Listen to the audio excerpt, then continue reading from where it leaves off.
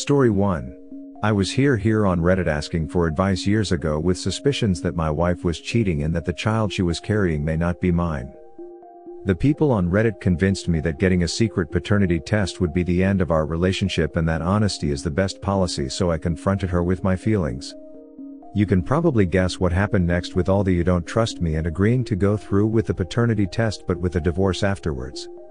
I backed off, and over the next few months her behavior seemed to return to normal, which made me feel like I was just being paranoid before. In hindsight, she probably realized I was onto her. The other day my brother commented on how my son looks so different to me, and it's like everything came rushing back, except this time the niggling feeling didn't go away, so I gave in and got the paternity test. He's not mine, and I've spent the last few years raising someone else's son. I've already spoken to a lawyer, and where I live, paternity can be disputed within 2 years of the initial discovery, which means I'm not totally screwed. My wife doesn't know yet, and I know she frequents Reddit, so I'm not giving any more information. Trust your instincts even when the whole world is telling you that you're mad.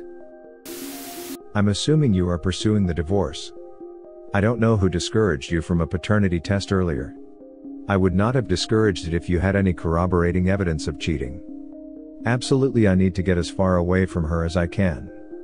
Well, I think infidelity is the second worst thing a spouse can do. Paternity fraud is number 1. I think in your place that I would announce it like this: "Hey, wife, remember that guy you were sleeping with 30 months ago? You still got his phone number? Because you need to call him today to pick up you and his kid." I think in your place that I would announce it like this: "Hey, wife, remember that guy you were sleeping with 30 months ago? You still got his phone number? Because you need to call him today to pick up you and his kid." That's brutal. I love it.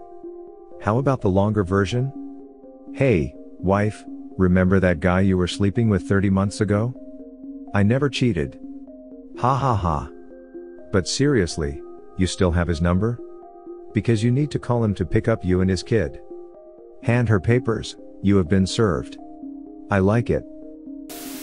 I have a 16-year-old, and there is a hint she isn't mine, and she feels it too, and spoke to her mother, my ex-wife now, but she didn't confirm or deny, just telling her it's 15 years now, which ducked with my daughter for not giving a yes or no, but in the end I told my daughter I've raised you and love you as mine. Test or not, I'm on the birth certificate, and that's what matters the most to me. That was all the closure she needed.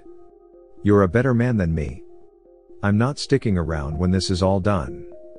Nor should you stick around. Everyone's situation is different, for different reasons, and the only wrong choices here in your situation are the ones where your STBX chose to cheat, and then deliberately and maliciously gaslighted you regarding the paternity of her child. I don't like this concept that you are worse because you refuse to stay a sufferer of paternity fraud.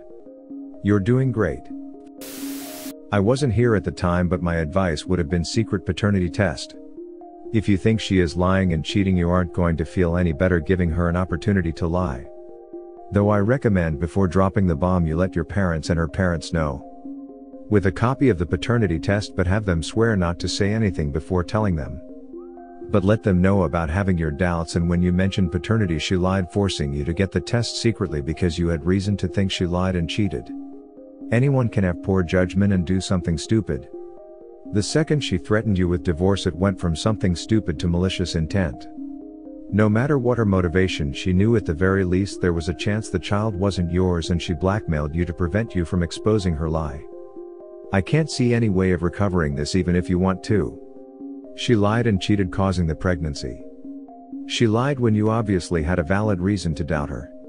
There is no reason to think she won't lie about the father of the child to everyone else.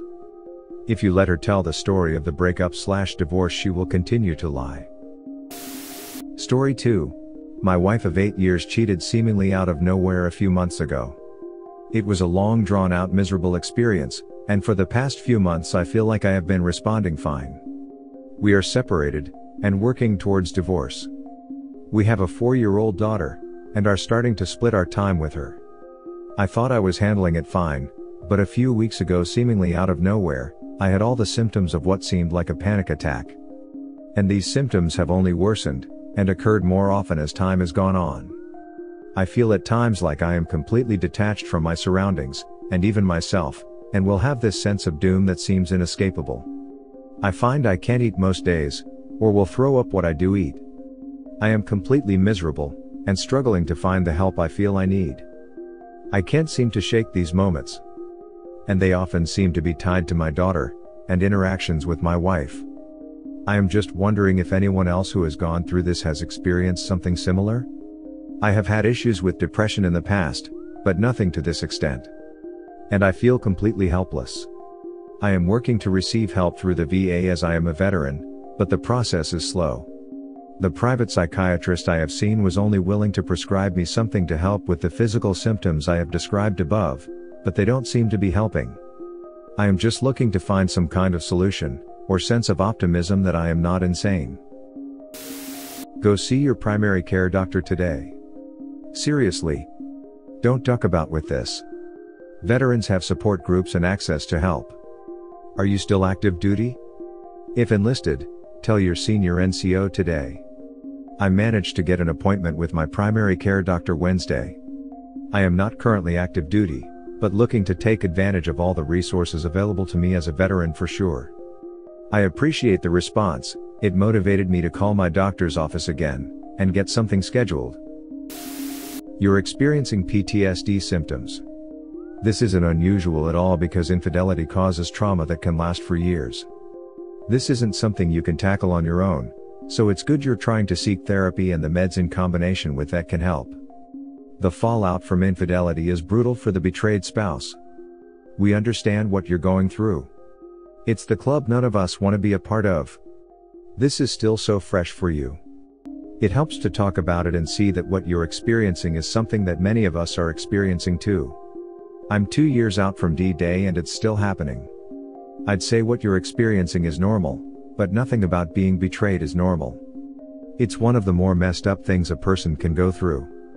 One of the most messed up things a trusted partner can do to their spouse. Take good care of yourself. Be kind, patient and gentle with yourself. Don't beat yourself up for what you're feeling. You're experiencing grief and trauma from your wife's betrayal. It's not an easy thing to go through and it changes us forever. We see you and hear you. Use this space to unburden yourself of some of your grief. It really helps. This comment really helped me this morning. I appreciate the kind words, and it helps a lot to know that people have been through something similar. It sounds like you didn't give yourself time to grieve. This is probably true. I tend to suppress my feelings, and it looks like it ended up being the wrong move here. I appreciate the response. You are going through the 7 stages of Los Kubler-Ross. You're going to be up and down for a while. It's a process. You were in deep shock and your ability to focus and power through to protect yourself is great. Now you have time to reflect and grieve. Embrace it, get support and know you are not alone and are normal. There is so much great content in this sub. It will really help. Thanks for the reply. I have been doing some reading about the stages you mentioned and it makes a lot of sense.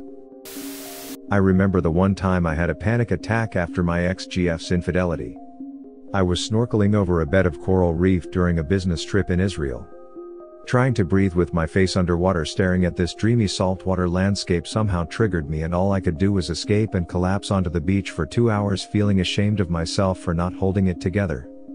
Blurry vision, panic breathing, hole in your chest, wondering if human relationships are just fundamentally false and I'm just kidding myself trying to hold on to certain values. It is pretty crazy how seemingly random they come on. But when I reflect on it later, it always seems like there was something that triggered it in hindsight. I appreciate you sharing your experience, man, and despite how terrible it is that anyone has to go through this, I am glad to hear others' experiences have been similar to mine and I am not insane. I experienced throwing up without any warning whatsoever months after I figured out what was going on. I very rarely ate, but this didn't stop it from happening. I felt fine physically, but all of a sudden I'd be sick. At times it was projectile throwing up, and afterwards I'd feel fine again, shaky but fine. I wasn't sleeping either. This lasted for a couple of months. I think it was because I was so hurt by what had happened and it just took many months for it to actually hit me. I, sincerely, hope this gets better for you. Despite how terrible it is you had to go through that, I am glad to hear someone has experienced something similar. The physical symptoms just end up feeding the beast that is my anxiety even more, and it just worsens my symptoms. I appreciate the kind words, friend. Sorry to hear this. Please seek help from a doctor immediately. Don't mess around with this. It leads to bad places. I am definitely trying my best to get help as soon as possible. Living in the middle of nowhere, Tennessee has made it difficult, but I am making progress. I appreciate the response. Worldwide comments of the day. What's with this cupcake? I had 3 kids and purchased my first home by the time I was 26. Don't look at fact I didn't ask, she should have explained. How is that you meet and have intimacy with a female and don't know she is married? She is mean, ungrateful. The most I've seen a woman marrying a guy telling him she got no children. After marriage she told him she has 2 kids. They were living with a relative. She knew her chances of getting a husband will be low with 2 children. Thanks for watching. Don't forget to subscribe for more interesting and relatable Reddit videos.